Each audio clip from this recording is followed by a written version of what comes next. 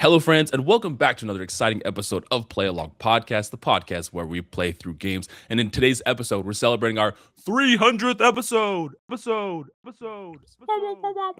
Post production, Ben, make that sound echoey so it actually sounds really cool when I say that. Okay, cool. Yeah, we'll do. I got you. I'm your host, Jared. I'm joined by Kai and Ben as always. Gentlemen, happy 300th episode. How y'all doing? Doing well. Wow, the energy is real high. You guys need to really just drop it down. I mean, too much. Look, we're not talking about something particularly exciting, and also we're doing this earlier than we normally do it. So you're gonna have to cut us some slack for the lack of enthusiasm for talking about 300 on the PSP at 7 a.m. in the morning. Yeah. It is my fault, to be fair. But no, I'm good, man. I'm good. How are you, Jared? You all right? Hell yeah, I'm doing good. I've been waist deep in Pokopia. Like that game, I don't want to say it. I mean, I will say it. Actually, I'm not afraid to say it. I think it's probably one of the best Pokemon games that have come out in recent years. I think it's probably the best Pokemon game on the Switch, which is, I feel like, saying a lot for me that likes Pokemon games. But over ZA? Oh yeah, I think so. I mean, ZA was fine, but I fell off the DLC because the DLC was. I don't get the DLC. If you're listening, don't buy the DLC. It's not good. No, it's just it's the perfect cozy. It's like Animal Crossing. I don't know why I said crossing. Animal Crossing, Dragon Quest Builders, just that perfect combination of those things plus Pokemon. I mean, you guys know me. I'm the Pokemon guy. So just add Pokemon to those things, and I'm gonna play it. But I've been deep into Pokopia. It's been so fun. I've been sending you some bits. Some of the stuff is quite terrifying in that game. There's a Pikachu who's lost its ability to generate electricity because it was giving its electricity to other Pokemon because they couldn't generate their own. I mean, the really fucking sad. The whole concept is building little environments that are specific. It's if you ever played Viva Pinata, it's kind of like that where you're building environments to attract creatures to the thing. And to get Cubone, you literally have to put a grave and flowers around a grave to make Cubone spawn, which is so fucked up. Well, depressing. Oh yeah, it is. It's been a good time. It has been a good time. But more exciting is our guest for this episode is Bill Barber from Gaming and Collecting Podcast. Bill, welcome back to the show, man. How you doing? Hey, Jared. Hey guys. Thanks for having me on. I'm sorry, I'm an East Coaster and my timing is all over the place. Bro, we got a UK person here. We're used to random time zones all over the place. We're used to it by now.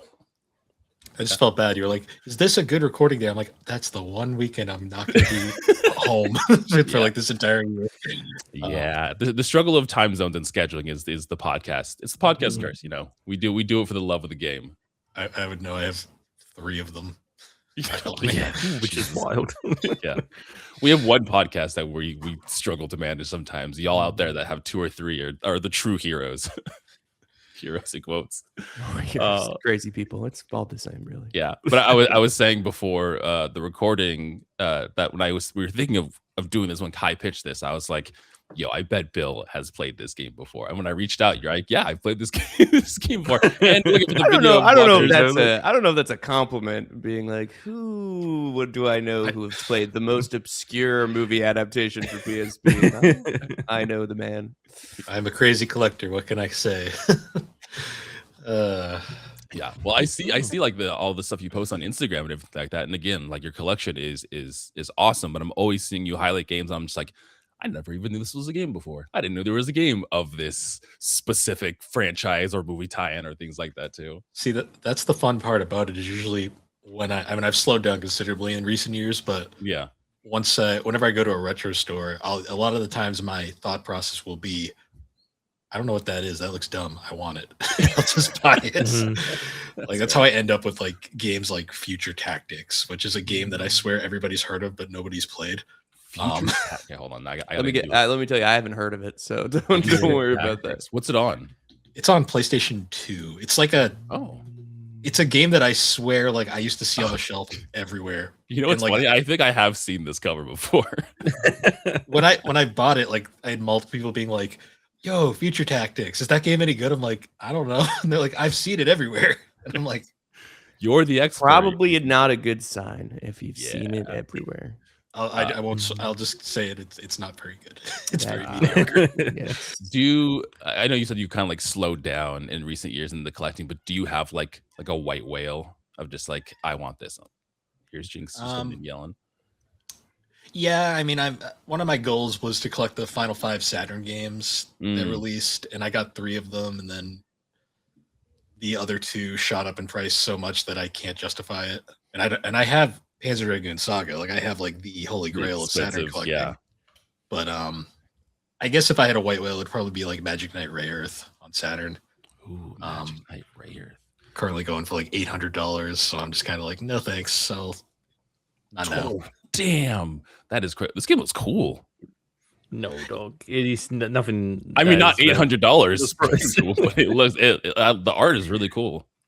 From what I've heard, it's a cool game, but I just can't justify that right now. Like I'm kind of happy where I've ended up collecting. I've got most of the stuff I wanted.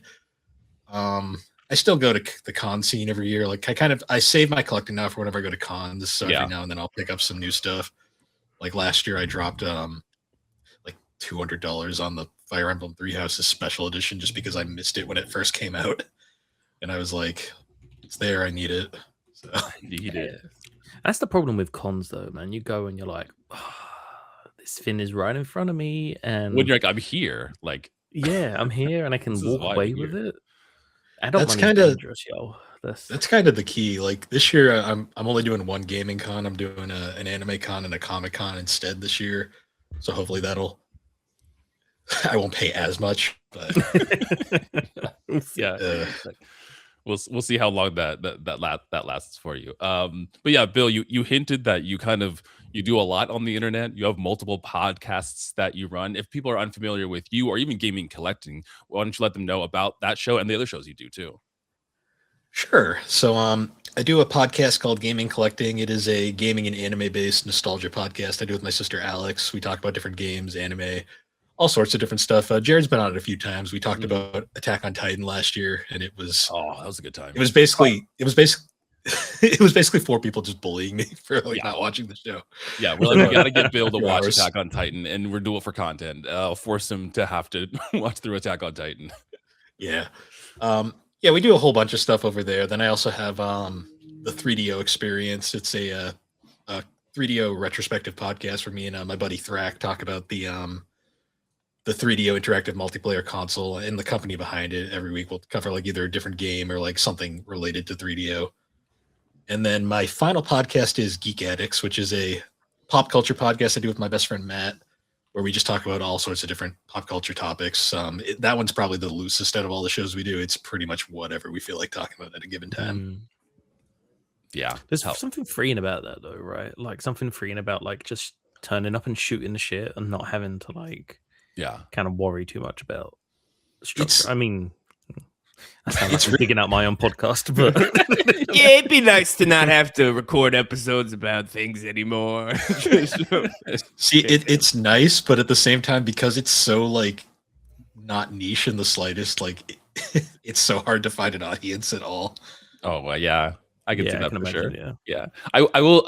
Ben, I'll back you up a little bit too. Where like obviously we have like structures and things to play, but when we do like even when we do like drafts or when we have like a general topic, we just kind of sit back and just shoot the shit. Like it's like chill, right? You don't gotta worry about like finding a structure with going through like the narrative of a game with our book club and everything. So I feel I get you. I get you. Do we lose Ben? He's just happy and content. Yeah. Oh, man. Okay. Well, let's do like a tiny bit of housekeeping before we jump into this. Nothing too crazy or as long as our normal spiel. I think I said in last week's episode that I was going to pop up, a little bit on other people's podcasts. I was on Fake Gamer Girls talking about Lollipop Chainsaw, which actually is a really fun game. Oh, Ben's gone in general. It's okay. He'll come back. He'll come back. He'll be back. Yeah, talking about Lollipop Chainsaw, which is probably the most like Xbox 360 coded game I've ever played in my life in terms of its like humor and combat and everything. But that was a really good time talking with Aaron. And that game has one of the best achievements trophies in all of gaming because it's so stupid. They're so dumb. And it's a typical like one of these games. But there's like a try to check up Juliet's skirt achievement. Yeah, that's there too. And she like covers her skirt if you try to look at her and everything. I think the achievement's called I Swear I Didn't Mean It. Yeah. So it's like that. It's that era of humor. But I mean, Juliet is a badass character, and honestly, the whole game is really about her, which is really cool too. And it's a fun game. I actually really enjoyed the time that I played with it. So go check that out again on Fake Gamer Girls. And I have another show that I'm coming on, but I don't think that's going to be announced yet. So again, stay tuned to the airwaves for Play Along everywhere, all over the place. But you can't leak what you're going to be on. It's not my place, right? If they want to announce it first, then I gotta wait. There's rules here. But again, there's another shout out. If you are watching the video, that we do have video now for the podcast, youtube.com/playalong, or you can see our video stuff on Spotify. And you can also leave us a 5-star review on all those platforms. And Spotify specifically, you can leave comments on each individual episode. And Kai, we actually have a couple comments that I've been neglecting to read because I'm bad at doing this and I'm a bad podcast host. But we do have some comments I'm going to have Kai read off right now. Yes. Kay says, "This was awesome. Milk has been on my Switch wish list for a while," which is very confusing to me because I have no idea what this person is talking about. I assume Milk is the bag of milk game that Ben, the Steam Game Exchange. Yes. And I never knew enough about it to actually commit. Definitely going to try it now. Okay, well, I think she did end up playing it. I saw that she was posting K Moon Dust Cappuccino on Twitch. Go check her out. Moon Dust Cappuccino.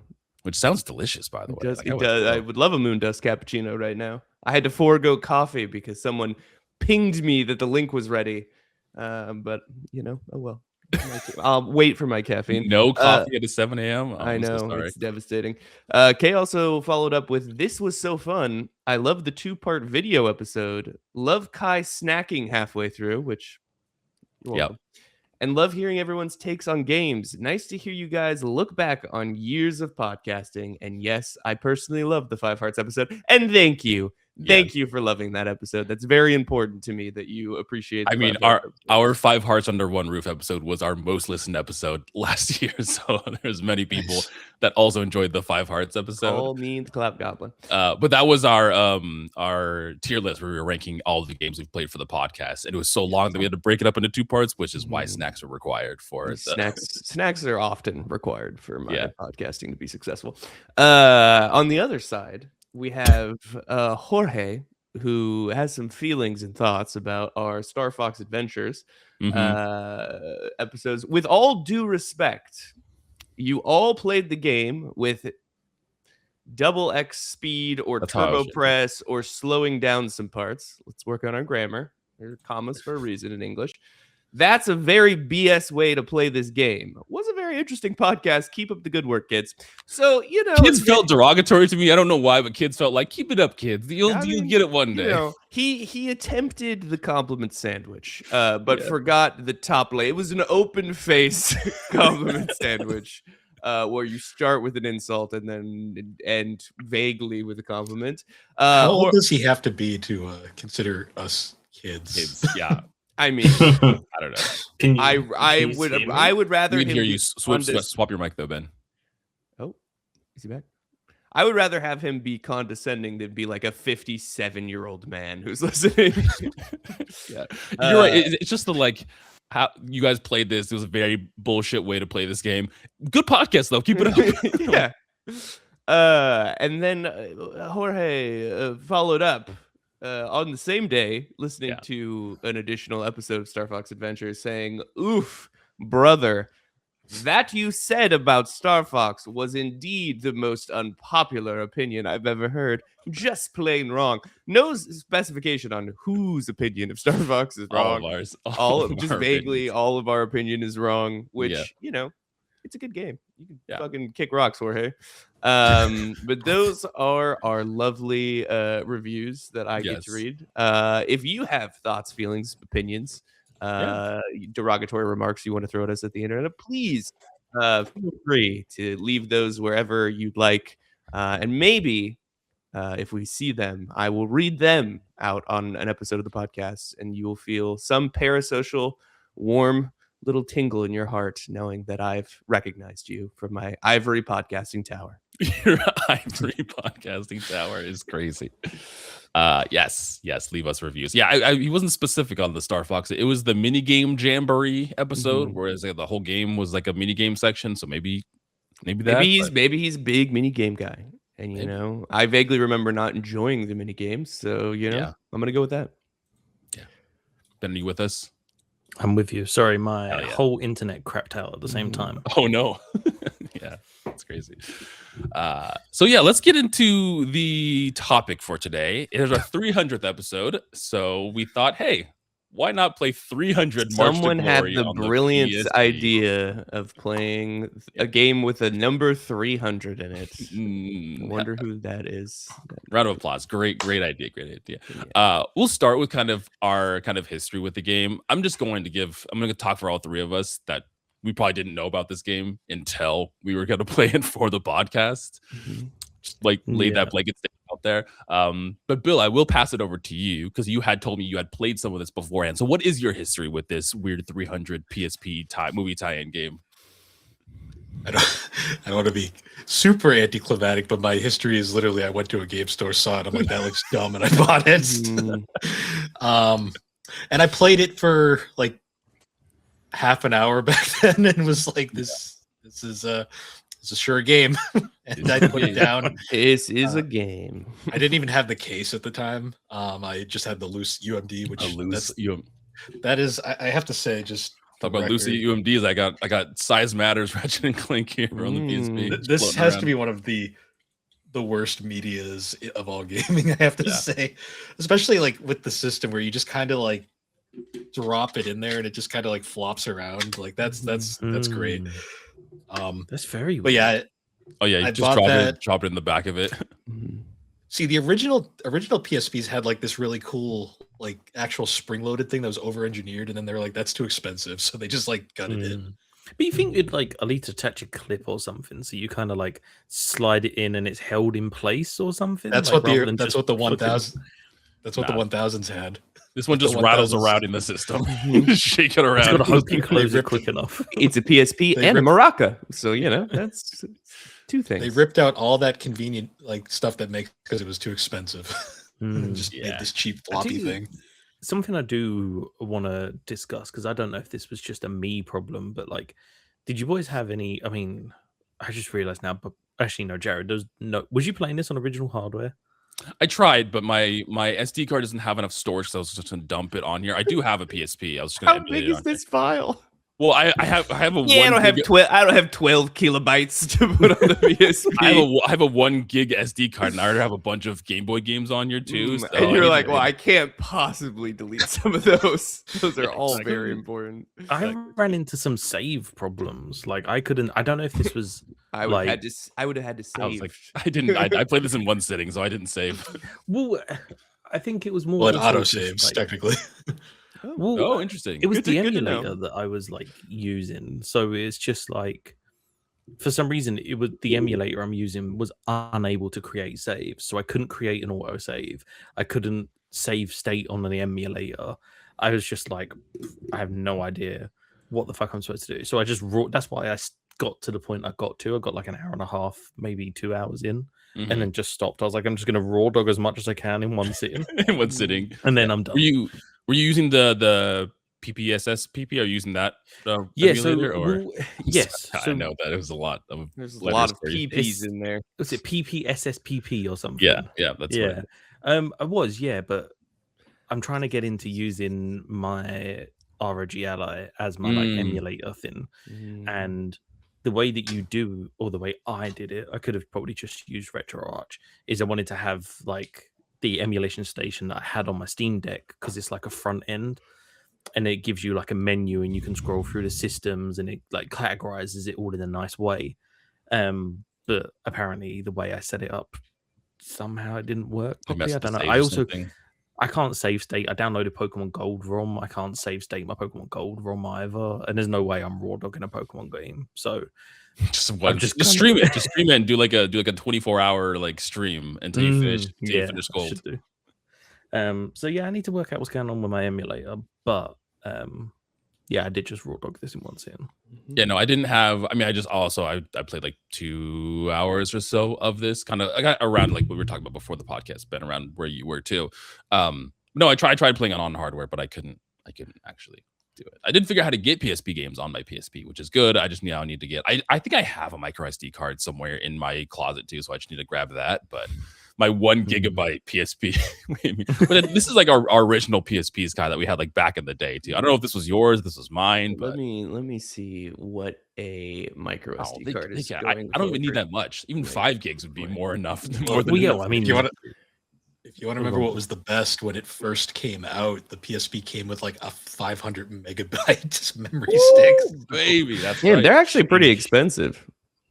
I had Are no they? idea. I had no idea. I mean, I'm sure it's related to the fact that everything interrelated to computers at all right now is a fucking dumpster fire of AI bullshit that is causing everything to be an insane price. But yeah, like on Amazon, they're not. I mean, you can get 128 gigs for $20, but I was expecting like $4. Dude, so. I can get the whole PSP library with 128 gigabytes. That's There's if you spend $185, you can get a 1.5 terabyte SanDisk. Dude, putting a terabyte in my PSP is not a hilarious concept. Sure, why not? Why not? I mean, I remember the Vita had like proprietary SD cards. I think that was the Vita's problem back then because they were also expensive and you couldn't just use like normal SanDisk They SD maxed cards. out at 64 gigs.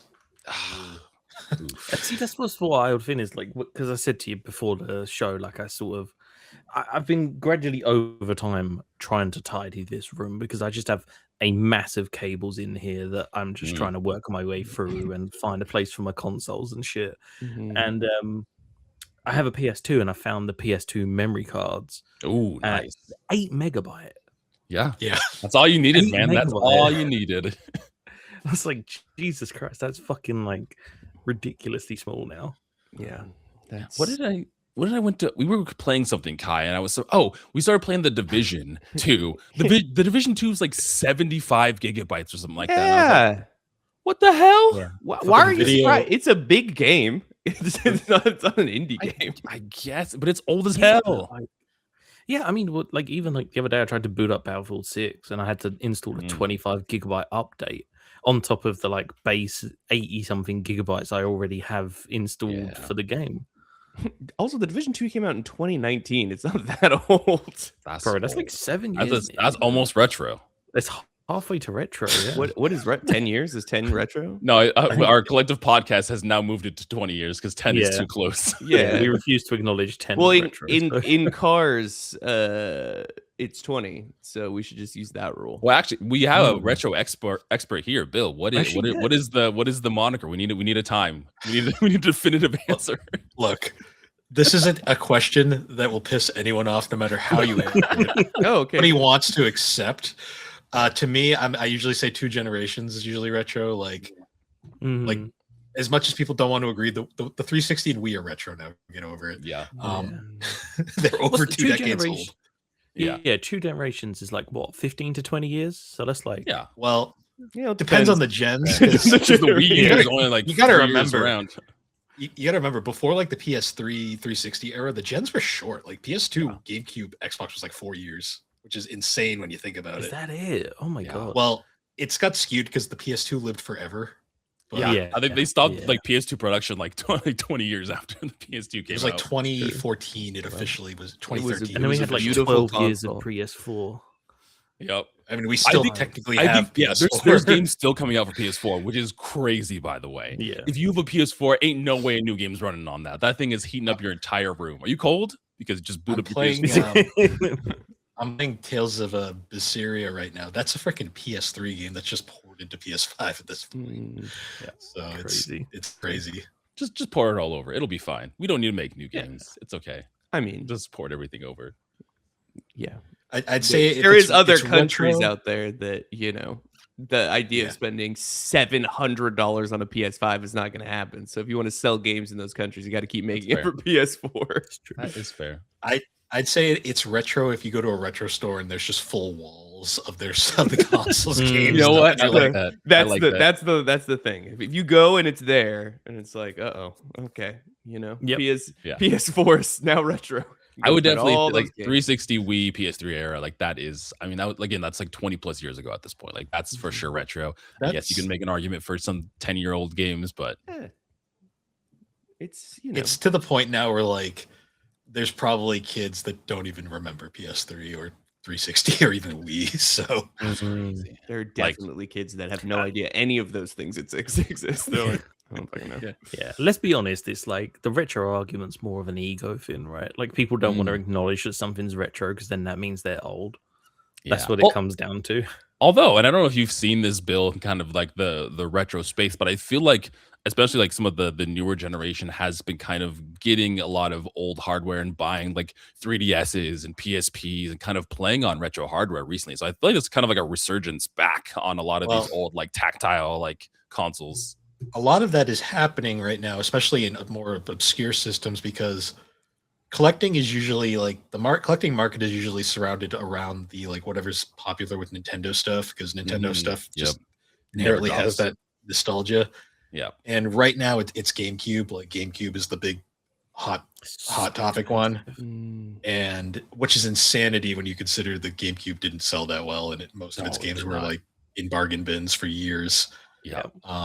Nowadays though, it's like, because I've said this to on a few other shows. I think that the case of GameCube right now is like the generation that grew up with the GameCube. They're all essentially, they grew up with the GameCube and now they're all adults and have money. And now they want their games back that they sold off years ago. Give me my games back. And there was already a limited amount of said games in like GameCube stuff. So they're kind of, there's only so much you can grab right now. And it's kind of a case of, it's flooding that market as it is. And Nintendo stuff inherently, there's like the Nintendo tax as it is already. Yeah. I mean, the other day I was at, how can I explain this? I'm trying to explain it in a concise way. Ellie's friend, Ellie's cousin's boyfriend's like their house. And I was talking, I was like, oh yeah, like they made like a Quidditch World Cup game for the PS4, like PS5 and stuff. And he was like, oh yeah, like I've got it on my like modded GameCube. And I was like, what?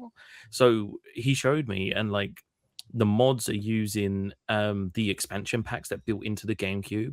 So he's got like a module that someone like 3D printed that allows you to connect Bluetooth controllers to the GameCube, so you can connect a 360 controller to the GameCube. That feels like a lot of steps. It's a lot of work to have a shitty GameCube. Just like use opened the it up computer. and like soldered it and like put in like a new hard drive. So he's got like all of the he's got like fucking loads of GameCube games. And I think he was like, oh yeah, like the mod for the controllers was like $120 like on its own. I was like, that is fucking wild. People would be like, I'm never paying $70 for a game, and then they'll fucking spend $800 modding a GameCube so they can play fucking Crash Bandicoot with a 360 controller, and they're like, okay, great. Well, the era of Franken consoles is such an interesting thing because I see so many of them now. Oh, honestly. Yeah, it's wild. But okay, well, let's get into. I made my obscure console of choice the 3DO, just so I could be like, this thing no one cares about, and I'm gonna just make that my weird obsession. Yeah. Honestly, smart. Get the one that like no one wants to collect for and buy for, and you're like, this is the one I'm gonna collect for, and then just wait because one day it'll have its moment. Start collecting fucking Laserdisc or something. Don't do that. That's actually a pretty popular collecting thing. Yeah. So also, they're a bitch to store and they delaminate like crazy, so you gotta be real careful with Laserdisc. But yeah, start smaller. You know, start okay. Yeah, start smaller. You know, like the PSP. Like the PS. What a segue. Oh, that's actually not a great console to collect for right now. But I won't get into actually don't do that. Not financial advice. Not financial advice. But yes, again, 300 Marches of Glory on the PSP is the game that we're talking about today. Developed by Collision Studios, originally came out February 27th, 2000, which retro. This is a retro game. It is a retro game. And I guess it loosely follows the movie. I mean, kind of. Bits and pieces. Yeah. There's definitely. I mean, I'll be honest. It's been a long time since I've seen the 300 movie. I don't remember a lot about it. I remember, the kind of how can we say this? The homoerotic outfits that the Spartans wear. Yes. You know, a lot of bulging muscles and speedos and stuff. It's okay. There was And a sex scene in the middle of it, so it totally makes it okay. Yeah. Exactly. It makes up for it. And I remember this whole kind of like this Xerxes guy coming along and stuff, but then there's bits I don't remember going through camps in the movie. I don't remember like This stealth feels like very sections in the camps and yes, like the game gave exclusive Pretty narrative for it. sure there is a night scene in 300 where they sneak into a camp and kill some people. Let me You know do what's some- funny is like Kai, I think me and you watched this movie together back in the day, Yes. but I remember way more the parody Meet the Spartans than the actual Yeah. 300 movie. See, I remember like the old like YTMND like fads. Yeah. If anyone remembers YTMND from back in the day. Mhm. Exactly. I'm just like I remember this way more than the actual 300 movie. Like if I think about this in my head, I just think about Meet the Spartans clips. I That's mean, what I, the thing that everyone knows from this movie is him saying this is Sparta, and Sparta, kicking the yeah. guy in the fucking giant and that's hole. not in the game, right? No, I mean, none of us played long enough to know. So, you know. the cutscene shows a man getting kicked into a pit, but the cuts in the very beginning, but there's no this is Sparta kind of like that very typical. All I know is they really hate Persians. That's what is made they clear do in this hate game. Persians here. It's They're kind of not a fan of Persians, which is bad timing on our part because To be technically fair, they're the Persians in question in this game have amassed a ridiculously large army that makes the earth shake as they march, and they're trying to decimate everything in their path. So, is more of a self-preservation?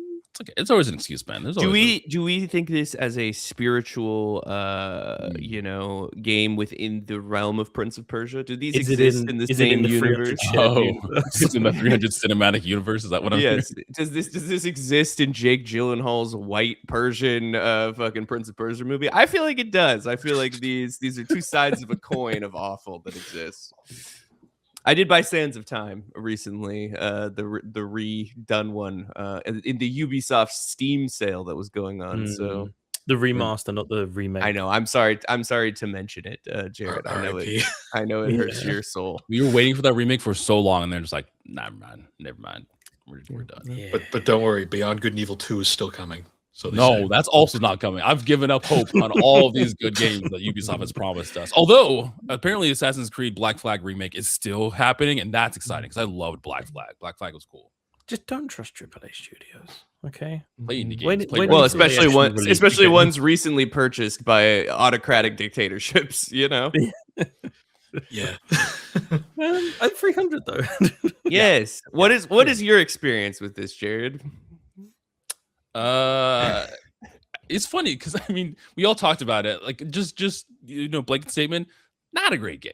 It's fine. It's it's not good. But sorry. Oh wow. getting emotional talking about 300. But I was telling Bill when he first jumped into the call that I actually kind of liked some of the beginning sections, like the gameplay, and it's a hack and slash game, but it's kind of almost like it's like a 3D environment, but you're really running like left to right a lot. Like the camera is really just like on the horizon the entire time, which They is an somehow interesting choice. made it isometric and 2.5D. It's a very interesting camera angle. I feel that 11-year-old me would have loved this game. Dude, if It's- I'm honest, like 32-year-old me was kind of like this. was vibing. For It's like got- the it's- first like two missions, I was kind of like, I can get on board with this. It's kind of got a good mindless feel to it. Like it's very like for licensed game standards, it's well put together. Like it functions. It wasn't inherently broken at any point. That's true. The pop-up boxes telling me what to do every 3 seconds was a little annoying. I'm not gonna lie. That was that was interesting. But other than that, like it worked and it was fun enough. But like once I realized getting in like 5 missions, I'm like this is it.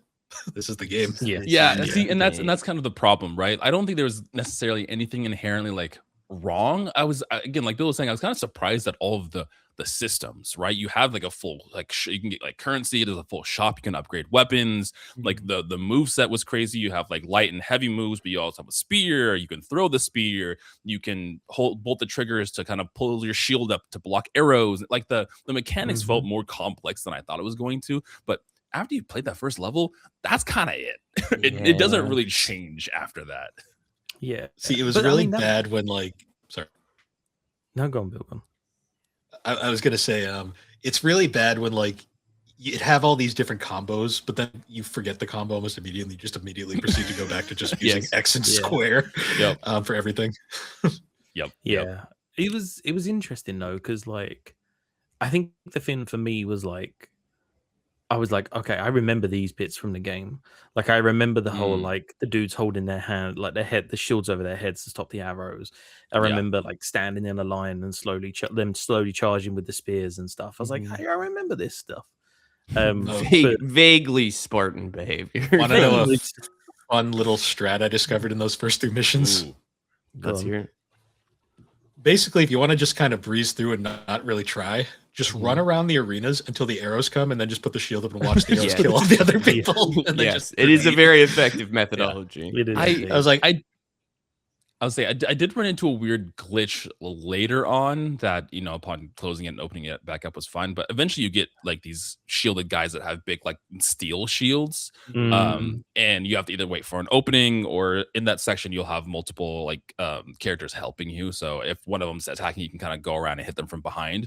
But I had one guy left and he just didn't die.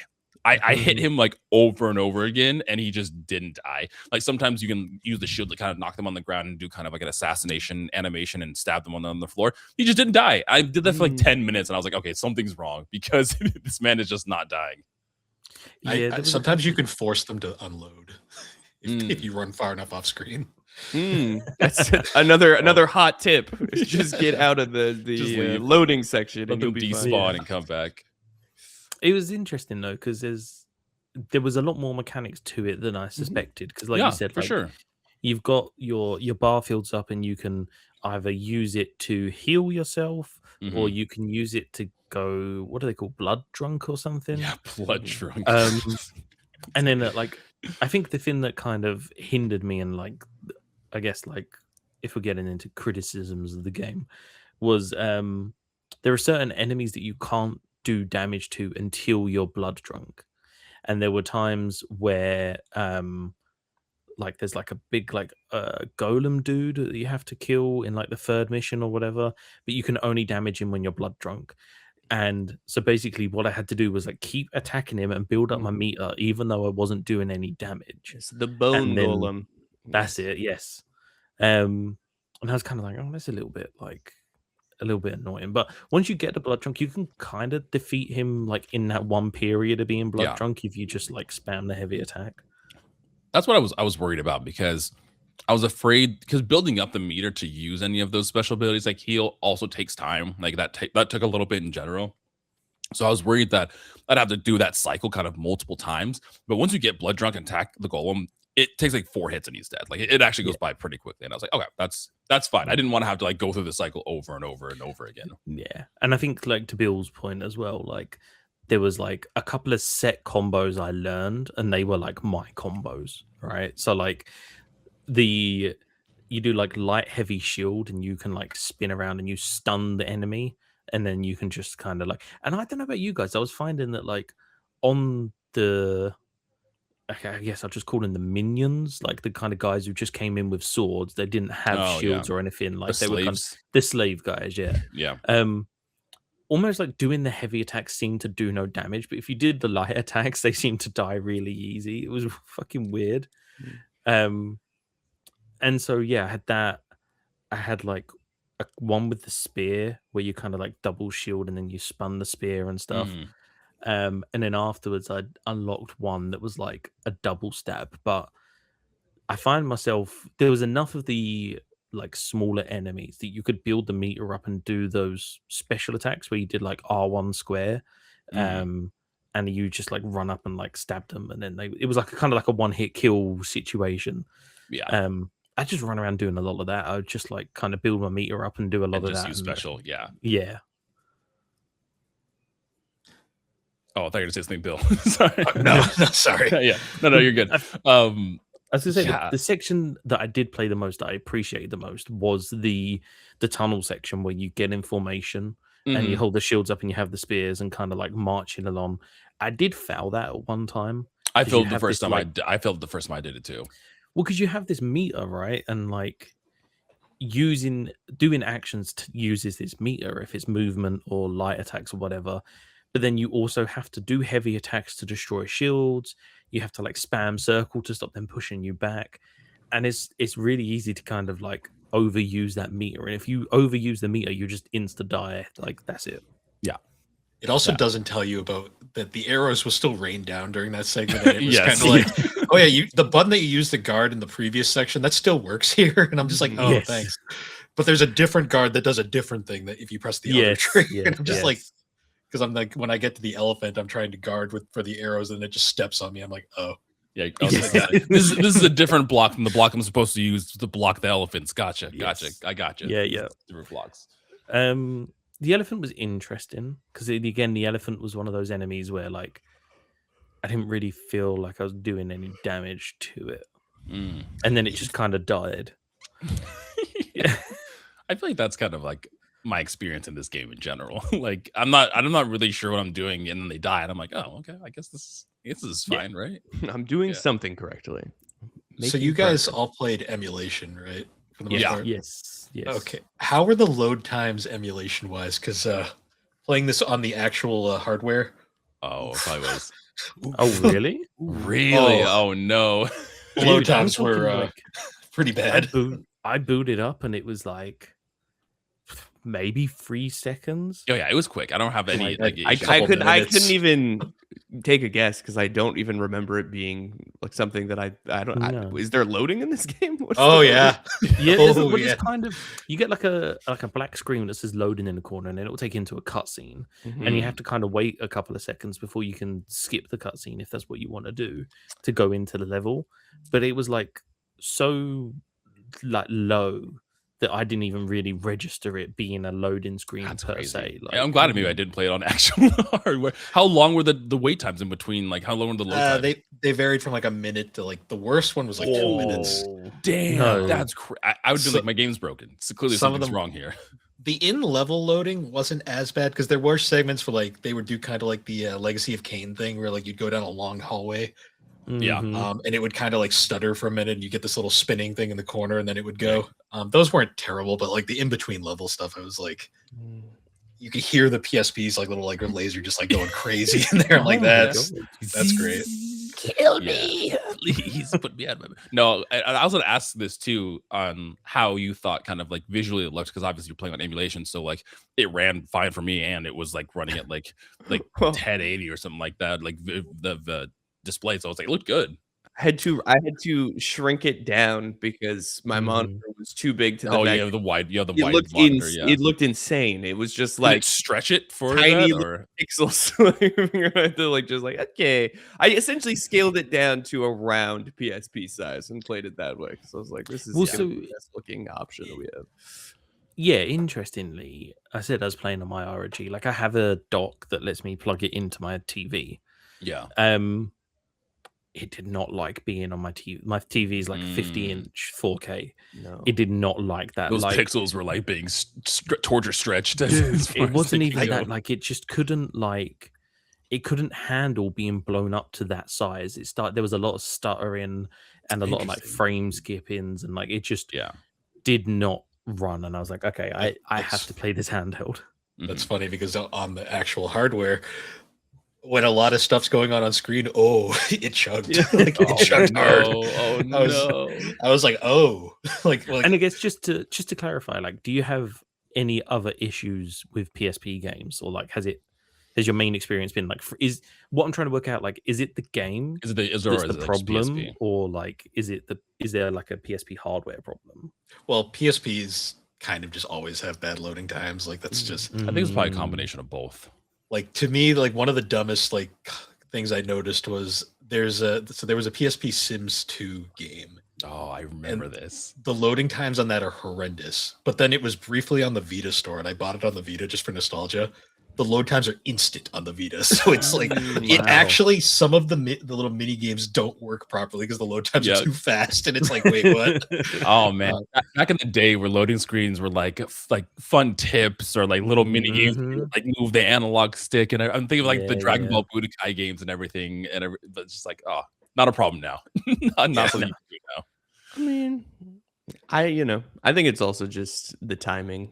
Like at the time, I don't, we played a lot of PSP, and I don't really ever remember being like, "This is an inconvenience" at the time. I think I was more Well, no, mesmerized by the fact that I got to hold the video games in my hand. Yeah. We've been spoiled by the lack of loading times in recent days. That when you go I go back to like a PS1 game, it's like a PS1 RPG. Anytime you go into battle, it's always like, oh, this was. I could do things in between these loading times. Like I can get things done with these loading times. No, Kai, I think you're right. I think the novelty of having these video games in our hand were probably big. We had a system where we can play video games and watch movies on. Like my teenage mind was blown. What PSP do you have, Bill? So this, I have two of them. I have my original 1000 that I had as a kid, but it only sort of works nowadays. I bought this. This is a Japanese 2000 model. I bought the Japanese one because it was cheaper than buying an American one. Yeah, that's why. Because the 3000 has more RAM, so maybe that would help with loading. Maybe. There was also the PSP Go, if anyone remembers that. I there's part of me every now and then because I'll get it like on my like For You pages where I'm just like, do I want to buy one of these? No. Do I want to like own one of these? I don't even think $500. I don't even think you can put games on it. Well, you probably can via other methods, but I don't think the online works anymore. No, you'd have to like emulate it and put stuff on it that way because the store does not open, I imagine. I tell you, the closest. So I never had a PSP or anything like that. I think the closest I got was, I'm just Googling to make sure that the name's right. Yeah, a Sony Ericsson Xperia Play. Was this the phone? I remember that. Yes, you could play Crash Bandicoot on. Yeah, I remember this thing. You slid the phone up, and it was basically like a PlayStation controller underneath the phone. Yeah, dude. And it came I remember with, wanting this so bad. Dude, man, this was like fucking awesome. And you could run emulator on it as well. Like that was the cool thing. That was such a funny time. Yeah, I'm surprised, Ben. You never got like you're a big Sony head, so I'm surprised because there's a lot of like Metal Gears on here, and there's a lot of like Crash. But there's a lot of Sony exclusive games on the PSP that I feel like would be right up your alley. Yeah, it's a very mixed. It's a very missed part of my gaming. I don't even know why I mean, Kai and I both got one at the same time. It was like a holiday or something like during a summer. We asked for them. That's why. It was I don't know if you remember this, Bill, but it was the bundle with Daxter and like 4 episodes of Family Guy. Yes. It was the bundle. So a very 2007 bundle. Yeah. I did not have that one. I had the Crash Tag Team Racing bundle. Nice. Did you guys I'm know? not sure that was better or not. Yeah, exactly. Did you know you can like watch like exclusive interviews and stuff in the game? Like if you go to the bonus bit on 300 March to Glory, they have the trailer for 300, and then they have like a bunch of interviews with the director where he talks about. Like I think this was adapted from like a comic or like a graphic novel or something. Yeah. Oh, interesting. And so he talks about like the source material and what he took over and stuff. I was like, it's really weird to think that there's like exclusive media related to the 300 movie that's on a UMD for the movie tie-in game. I feel like that happened a lot in this era of games with like the big movie bonus features and behind the scenes and even like tie-ins. I feel like this happened a lot in this era of gaming. Yes. You want to know a little fun fact about the PSP that not a lot of people realize? Sure. Would you believe me if I told you the PSP sold more than the Nintendo 3DS? That's crazy. Yes. I didn't realize it's more than the 3DS. I wouldn't have agreed. I wouldn't have thought that at all. No. For a handheld that is considered a massive failure, if you actually look at total sales, it sold more than the 3DS. That's wild. I didn't realize that. I don't know. PSPs I love the PSP. Pretty popular. So yeah, I did love the PSP. We played a lot of the PSP, and I'm glad I still have mine.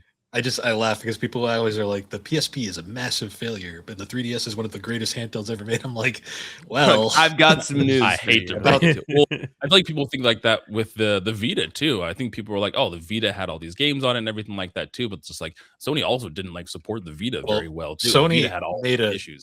Sony made a spectacular handheld and then decided, nah, We We're don't want to good. support this. Yeah, We're they fine. were first to market with a great handheld, and they were like, "This is never gonna go anywhere." oh, we actually have to just- make games for this thing. Yeah, Gross, man. I had like a lot of like indie games I found on the Vita. I played so many indie games on the Vita too.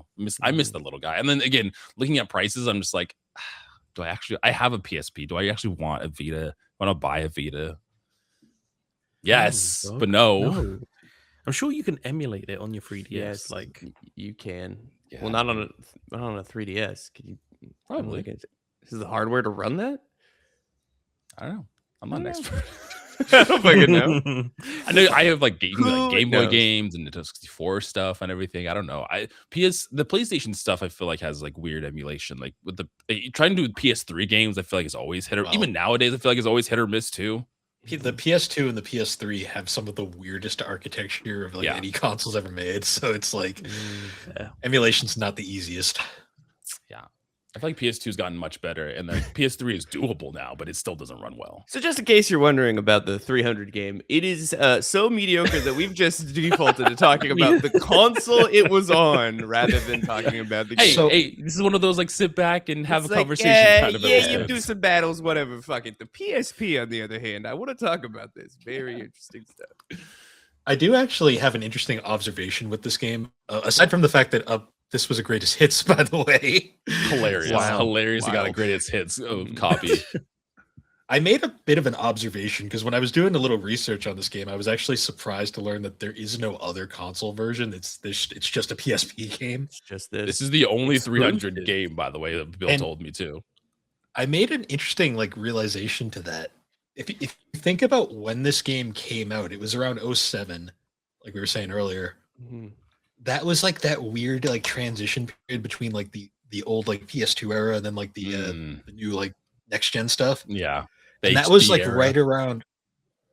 That was like right around where like the license game was really starting to fall out of favor, like with Mhm. like big name like consoles and stuff. And I think I realized like if you look at the PSP library, you'll notice there was a ton of them. All those license games just got shipped off to the handhelds, and Mhm. that's Yeah. where like little games like this ended up. The greatest hits of 300. I mean, I feel like 80% of the Game Boy library is just licensed games. Like I feel like they were Oh, cheap yeah. to manufacture and they were cheap to fucking pump out, and they were like, okay. Like the PSP library alone is like 80% RPGs, and then Yeah. like just license games. Just licensed And it's games. like of like the most obscure licenses like you'll even ever think of. It's just like the Yeah. weirdest stuff. It's an interesting library that I kind of want to. I'm kind of interested in exploring because again, we talked about how this game is. I mean, the How Long to Beat marks this game at 7 hours. We've seen playthroughs that kind of run at 3, so like time will vary. But I don't even think that I would say like what I played I had a bad time doing. I just don't know if I want to do that for the next like 5 hours. No. You know, I think like I was surprised about the depth of the systems in this game.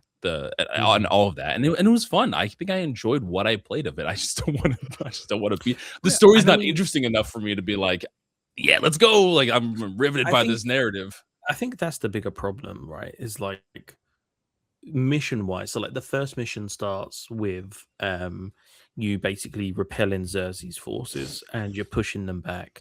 And then there's a boss fight at the end where you take down one of the captains or something. It wasn't really clear, but he's someone in the army. Mhm. And then the next mission is the camp, right? That's like the Yeah. boats and stuff. And then the one after that is like a village, but they all follow the same process of we need to push back Xerxes' army. Let's Yeah. go and kill them all. Let's defeat the captain. Mission finished. I feel like, ironically, if it was kind of closer to the movie, like screenplay and the plot and stuff like that, maybe I would have been more invested because at least there'd be some like variety to it. Yeah, maybe. I don't know. I mean, this I specifically. So I went in with the intention. There's lots of games that I do this with that we play. Or I was like, I'm gonna boot up the game and I'll put on like a YouTube video and I'm gonna play this in the background. And then with this, I was like, you know what? There actually is a narrative. Let me actually just like watch the cutscenes and go through the game and everything. Now going back again, I think this is very much to turn your brain off. If you want to like put on like a TV show or like watch a YouTube video and play this, like it's like that perfect. It fits that perfect niche of just like keeping your hands busy while you're doing something else, which is kind of funny. Yeah. I found it kind of interesting. This is mostly a PSP limitations thing, but like because of hardware limitations, despite like the whole like 300 Spartans thing, you're gonna get maybe like 2 on screen at most. Oh yeah, You get a couple Spartans. That's what we can't do 300 on screen. My favorite is that opening like first like screen of the game. It'll be Leonidas, and then I think that's supposed to be Leonidas, and then like 2 Spartans. Yeah. And if you walk off to the corner, the rest of them are sitting there because they don't have enough graphical power to make them do anything. They're for They're just moral over there. support. They're there for moral support. Like, you guys got this. You two go. We'll be back up just in case you need us. It's perfectly fine. No, it would be like interesting to see this kind of game like fully realized in like a modern setting. You know, nowadays where modern games can have like hundreds and hundreds of enemies on screen at the same time. It would be kind of cool to see a game what's like the fucking Assassin's Creed game that was essentially this that came out in like 2018? The one that it's Rome. I forget what that one is. 2018. It is called Odyssey. Odyssey. Oh, okay, yeah. Yes, less homoerotic version of this game. Which, no, Or kind we of could disappointed about. do like a Dynasty Warriors like 300 Yeah. game. Like that would Yo, that honestly sounds perfect. Have a Muso 300 game kind of sounds crazy. I would be down for that. I'm trying to find out what the other perks were because we got Fortitude and Blood Drunk, but there was like another 1 or 2 that I didn't get. Yeah, I didn't Because get you far can get enough like to get any of the rest of the Warlock perks. or Warlord or something. I will say like one thing that I kind of wish this game had was more of like an RPG mechanics setup where you would unlock new stuff gradually rather than have to buy it, because I have to buy stuff. I always forget to do it, and then it just kind of sits there eternally forever. I mean, that it's also like really fucking expensive. Like each combo is like 20,000. Yeah. It's crazy. Not only that, but I don't remember if this was on the recording or not, but I had one of the first things that I purchased was the spear, a spear upgrade, and you have ability to throw the spear, and you throw the spear, and my spear was gone. You have to pick them up in the world. Yeah, I realized that. I realized that later that you have to, because I had walked away and it despawned, and I lost the my big spear, shiny golden spears that are just somehow emanating. I will say, from the earth. The spear in this game, the throwing of the spear is fucking OP. Yeah, you just, especially people with shields, it just like knocks them back. You just throw spears at people. So like to the point where the level where you're having to go through the camp, which I thought was interesting because I think we joked about it. It was kind of like an attempt at stealth, but it wasn't really stealth because they were like, we can't get caught because it'll alert the whole camp. But you don't ever alert the whole camp. You kind of alert the 4 surrounding soldiers, and then you defeat them. One guy at a time. You can just run right through, and you'll be fine. But there's a mechanic in the game where if someone's laying on the floor, and you do this with this steel shield guys, you can run up and you press X, and he'll like execute them when they're on the ground. Well, I accidentally did this to the boss of the camp mission. What you can do in the game is those bosses at the end of the levels, if you throw the spear at them and then when they're on the ground, you run up and press X, it's just one-shot kill. So you basically knock them on the ground, kill them, and then you just fight the like 3 fucking troops that are nearby, and then it's mission done. Yeah. There's a lot of cheesing that can be had in this game. Especially, like I said, that spear throw, I used it. Once I figured out the spear throw, I used that. I mean, there's a level where you have to just like knock a horde of enemies back as you just kind of spear throw at them. But like Ben said, it is OP. You hit them and it's essentially like a one-hit kill. Yeah, for sure. I'm just looking to see. Somebody reviewed this game in 2014 for some reason. That's crazy. Actually, you know what? I'm gonna look up Metacritic reviews because I'm curious of what people thought. I mean, I see it has a 55 on Metacritic right now, and going through different publication scores, anywhere from 4s to the highest I see is a 6 out of 10. GameSpot gave it a 6.8 out of 10. I feel like that kind of like 5 or 6 would kind of be like the right ranking for me. Like, I would agree. I think that's right. It was one of those not good, not bad. Yeah. Did you give like 1,000 times resist like a 5 or something like that? Yeah, but that's a different. As good a game as 1,000 times resist. I mean, it's also a different scale. Yeah, no. 300 was not trying to be anything. It was just a fucking license game that it could be a lot worse. Thousand Time Resist was trying to be artsy, and that pissed me off. So don't be artsy. You make Kai angry. I feel like the game's fine. You know, like it's one of those like if somebody bought it for me, I would probably over time work my way through it. If that makes sense. Like I'd do a level or two and then come back to it, and then like I'd play it here and there. Like I wouldn't go out and buy this game of my own accord and spend my own money on this game. Yeah. So I was gonna say I was curious what the studio that made this game also made. Oh yeah. Collision Studios, and you know it's always a great sign when you go on Wikipedia and they don't have a Wikipedia page. I saw that they had like it was like what was it? Jillian Michaels Fitness Ultimate 2011. Yep. They also made nice. So I found on Moby Games they made 2 Duck Hunt Challenge games. Okay. A Foster's Home for Imaginary Friends game. Hell yeah. That's that cool. Jumper game based off with damn, what's his name from Star Wars? Hayden Christensen. Yeah, Hayden Christensen. That's crazy. Yo, we're playing Jumper next. And a lot of stuff. Sorry, I blanked out for a second. Yeah, another movie time for Jumper with the Hayden Christensen movie. Okay. Yeah. That weird fitness game, some basketball Hall of Fame game, City Builder. Oh. Yeah, a bunch of stuff. Apparently they're still open, but they haven't made anything since 2018. Well, good for they're cooking something up. That's why they got something. They got something. I don't know if they're still open then. It must have been so fun to like be a tiny little game studio from the years of like 2002 to 2011 and just like solely have people come to you and they're like, we need a Big Daddy's House game, and you're like, I got you, don't worry, we'll figure it out. I don't know how that shit's gonna work either, but we need a Sweet Life of Zach and Cody Game Boy game. Exactly. And they're like, okay, we can do that. It's like that must have been so fun because it's like the stakes are impossibly low. You're getting paid probably a lot of money to do that shit, and also like what you kind of have to figure out how to adapt all this dumb shit to like the worst systems of all time with no power. You're like, we'll figure. Well, that's why, and Bill can probably attest to it too. That's why like most of like Game Boy ports or even some like PSP not so much because it was a little better, but most Game Boy ports were like 2D platformers of the games that they were ported from. I mean, I still say to this day, like one of like the greatest Game Boy Advance ports of all time, the freaking Sims busting out on Game Boy Advance, where they just made it like a isometric like action adventure game for no reason.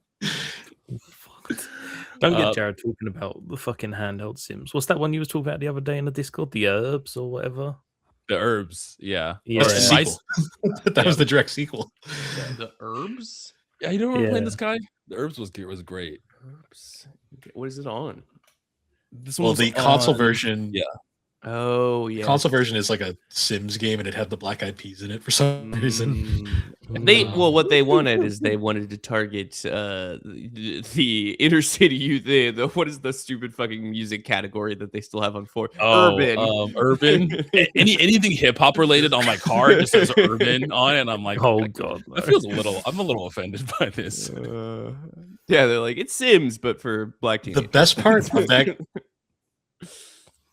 The best part of that game was they had like full Simlish like recreations of Black Eyed Peas songs. Hell yeah. That was my favorite part of like Sims 2. Like hearing like Paramore and hearing like Lady Gaga's Simlish version, which they actually sang in the language to Katy Perry. It's like, oh, that was a magical time. A magical time. A magical time. So I'm not gonna lie to you boys. I don't know if we've got much else to say. Yeah, we're really juicing a rock on this one. What do you think of not Jared Butler playing? Yeah. This is the one thing I would say is like it should have done a Charlie's Angels, right? It should have the GameCube tie-in that we played that at least had the voice actors and actresses from the movie. Ain't no way they're getting Gerard Butler to be in this game. Yeah, definitely. I'm not sure they could have put 2007 Gerard Butler. That was like peak Gerard. Now Butler, probably taken. Yeah. Yeah. That's I'm the glad no only one other no thing one I could caught that think. because I said Taken, which is That's not Gerard not Butler. a That's Gerard. Liam We Neeson, just but ignored it because it's we're fine. like, that's I had to Liam call Neeson. I had to call myself out because I was so wrong that I was like, I have to They're say not something. even. They don't even look. I know. sort of I don't similar. know. I was just thinking of 2007 Yeah, movie. Gerard Butler. Harry Potter. I can't flame on you too much more, man. I've really flamed on you a lot for not fist bumping Royd. So Yeah, probably. but I gotta- Will, if you're listening, you're the homie. You backed me up. You backing me up for my choice. We had someone join our Discord just to flame me for the Hell yeah. Perfect. That's the best It was reason to join our the Discord. third Discord they've ever joined just to flame Jared for not fist bumping Royd. I love it. I mean, honestly, Bill, Kai, Ben, you guys have anything else you want to touch on with 300? Actually, I do have a question. I think I already know the answer to this, but I'm curious, Bill, with you specifically first because you bought it. Do you see yourself playing through the rest of this at all? I mean, it's again, we see it's like 3 to 5 hours of gameplay. Do you see yourself finishing it? No. This is going back on the shelf. Put it it's on gonna the sit shelf, there baby, for eternity. Where it belongs. Yeah. I didn't bother asking the two. No. And no, the answer is No. probably The answer is no. I will say, in the game's defense, a little bit, I did find a long play on YouTube and have a look to see if anything changed past the point that I played to. Mhm. And when I realized it didn't, I was like, okay, I'm done with this game then. Yes. Yeah. You get the gist early that you're like, Yeah. okay, they just copied and pasted and did some different art, which is fine, Now, like, do you think someone should play this game? no. No. Unless you Unless really like yeah, 300. unless you really like 300. Or you are on a saga to play every PSP game ever, I guess. That would be the only other excuse that you might have. Or you also have a podcast where you're on your 300 episode and you have the dumb idea that you should just do a game with the number 300 in it. But Yeah. unless those three very specific situations ever happen, you can avoid this one. Yeah, I think unless there's like a hidden agenda, there's no reason for you to play this game. Yeah, I love a hidden agenda. It's hilarious. So I will say one thing about the gameplay. Did you guys see those little little collectibles that were like the Spartan logo floating around everywhere?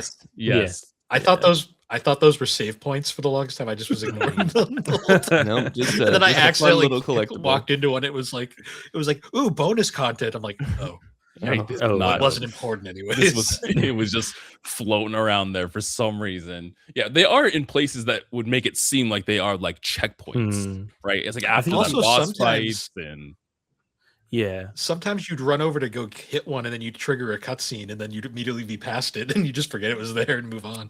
Yes. yeah. What do they fill your meter, right? Like they let you do they fill the yellow meter. They let you do like the special moves and stuff. I think that's what it does. It does that as well, but it also is like unlockable stuff in Yeah. the sub menu that you can see. Oh, okay. The only other thing I will mention about this game, and probably one of its only redeeming qualities, is that the illustration for the cutscenes is not bad. It's pretty Yeah, good. the It's an comic interesting book. art style, very Yeah. comic book poppy, like Yeah. sketch style. It's good. Very Yeah. common with PSP games for the Yeah. time because they couldn't do like regular cutscenes all the time. cutscenes. Yes. Yeah. Well, they could do them, but they couldn't fit them on They the had, disc. they had to do the slideshow method when they were like, Mhm. number one. Yeah. So I think it's just like Metal Gear Solid Peace Walker with like those cutscenes because they had like hours of dialogue for the codec because of course they did it's Metal Gear. Of course, there's hours of that. Have you played any of the PSP games, Ben? No, that's one of the ones that's like my gap. So I've got the HD collection on PS3, which has Metal Gear 2, 3, and then Peace Walker. That's the better way to play it, honestly. The one I really, really want to play is they had a sub series called Metal Gear Acid. Oh, the which was- RPGs. Yes, which was Oh. like it was like an RPG where you played as Solid Snake, and it was like a deck builder. So you had a hand of cards. So when you were found by an enemy, you could choose which cards to play, and that basically determined what you could do and how you got out of certain situations. Like, Is this the chain of Music. memories for Metal Gear Solid? Is this what I'm hearing? Kinda. And Yes. the music is so funky and like over the top. It is the most non-Metal Gear thing you'll ever play, but it's amazing. Yeah. I don't want to And play I think this that was now. relegated to the PSP as well, or the Vita. Like it was. I it think was the what handheld do only. they is one of them in the new collection they announced? Because there's Metal Gear Solid 4. Oh yeah, it is Peace Walker. It's Metal Gear Solid 4 and Peace Walker in the new collection. Yes. Mhm. Yeah. because the HD collection that I have is only for the PS3. So then they did the, I don't know what they called it, the Master Collection or whatever, where it was Metal Gear 1 and 2, and then they've done 3, Peace Walker, and 4 as the part 2 of that collection. Yeah, that's awesome. That's cool. I didn't realize that game was, or those games were an RPG, and now I'm kind of more interested than I was before and playing a RPG card game Metal Gear. Yeah, it's like a deck builder, and you get like AP points, and all of the cards cost different AP points, and like it's like Slay the Spire, but fucking Metal Gear. It sounds batshit crazy. And you can't say Slay the Spire and not download this game like I don't know if that's true. Don't hold me to that. Should be a Kotaku article. Podcaster compares Slay the Spire to Metal Gear. On a random Acid. Metal Gear. Slay the Spire 2 is in early access now. Man, I can't buy anymore. I just spent $70 on Pokopia. I can't buy any more video games. That's fair. Plus, Monster Horror Stories 3 comes out this month. Crimson Desert comes out this month. Wildkai's not here is crazy. We need something to fill the void. I need to put this game on people's oh, he's back. Shit, he's back. It's what's it called? Fuck. Esoteric Ebb. Is that it? Yes, right. So Esoteric Ebb. There's a game that's just released on Steam called Esoteric Ebb, which is an isometric TTRPG style. That's why you didn't want Kai to be here when you were talking about this. But it's basically like Disco Elysium, but if it was Dungeons and Dragons and animated and cartoony. Oh, so we're playing this is what I'm hearing. It looks really fucking cool. And I just wanted to put it on people's radars because I've been following it for a while, and it's finally got a release date or just released. I'm not 100% certain. 14th. Oh no, 14th, it's out. It's out. The sale ends. There's a sale right now. The sale ends on the 14th. So it is only on Steam. It is currently on sale for just under £19 here in the UK. But yeah, it's crazy animated D&D Disco Elysium, and it looks fucking awesome. It does look pretty good. That's cool. Okay, well, that's all for our very chaotic 300 episode. But hey, what did you guys expect? If not what was fun chaos? What was the expectation? Friends. Bill, thanks so much for coming on and talking about this weird PSP movie tie-in game. It was a good time. Thanks for having me, guys. No, it was fun to chat with you, man. I got one. I want to know before you, like, what's the like weirdest game that you have in your collection? Like, if somebody was like, what's the one game that you're like, I can't believe I own this? Like, putting you on the spot. I appreciate that. But I mean, it's probably still Plumbers Don't Wear Ties for the 3DO. I thought I saw you post about this once. I had no idea what it was, though. So it's one of those games that's become so infamous that it got a limited run re-release. I saw this. Calling it a game is generous. Adult-oriented romantic comedy game. You see side boob for like 2. That's the adult of it. Oh yeah, you're right. It is. Calling it a game is paid Jane generous. $5 million for sex. What the fuck is happening in this game? So it's a full motion video game, but there's no full motion. It's a slideshow. Okay. But it also has choose your own adventure aspects to it, except it doesn't because the narrators then appear and fight each other at one. It is. Wait, it is the most. Released this for the PS5. What the fuck? They sure did. Run. That is a badass. What the fuck? They added a dungeon crawler mode too. What is this game? 1 minute there's a picture of a dog, then there's a dude with an 8-pack in a towel working out. Yo, are we gonna play this? No. Yo, let me be very clear. No. 5 hearts, dog. If you want to see it, I can stream it someday for people. It is. That might be a TOS violation. I'm gonna be honest. I've seen Blade. AVGN posted a video of it. There you go. It's fine. Oh man, this is a crazy game. This looks insane, and so much so, I feel like we pride ourselves on playing weird, insane games. And I mean, the slideshow is fucking insane. Oh yeah, they just go like negative at points and like sepia tone because why not? Remove your clothing. It's just a guy just sitting in a chair like this. Oh, so the dungeon crawler mode they added for the limited run release, you literally go through these dungeons and just collect bonus materials. But the only villain in it is that guy, and he just kind of waddles around and sneaks up on you. It is the dumbest thing I've ever played. How did this get made? Actually, I'm more curious of just like the history of this now more than anything. Michael Anderson. Don't know. So the limited run came with a whole bunch of behind the scenes stuff. We still don't really know. They couldn't find that guy because I don't think he exists anymore.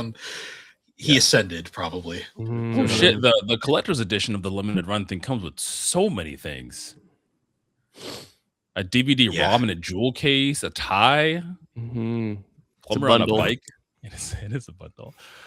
Okay, well, that very much answers the question, Bill. Thank you. Yeah. Bill, one more time, let the people know at home where they can find you and your podcasts.